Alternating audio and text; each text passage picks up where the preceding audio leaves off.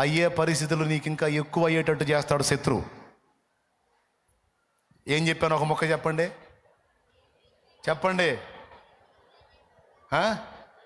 దేని గురించి అయితే ఎక్కువ భయపడుతున్నావో, పదే పదే ఆలోచిస్తున్నావో, కలవరపడుతున్నావో, ఆందోళన చెందుతున్నావో వాడు కనిపెడతాడు.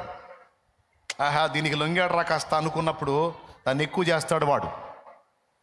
దీనికి లొంగిందిరా అనుకుంటే చాలు దాన్ని ఎక్కువ చేస్తాడు వాడు. అందుకే నువ్వు ఎట్లుండాలి తెలుసా? దేన్ని లెక్క చేయని మనిషిలాగా ఉండాలి నువ్వు. ఎంతలావు తీసుకొచ్చి ఎంత నెత్తినేసినా సరే లెక్క చేయడురా అన్నట్టే ఉండాలి. కానీ నువ్వు కలవరంలో కనపడ్డావా అదే అదే అదే ఎక్కువైద్ది నీకు. దాని మీద నుంచి దృష్టి మళ్ళించి దేవుని వైపు చూడు.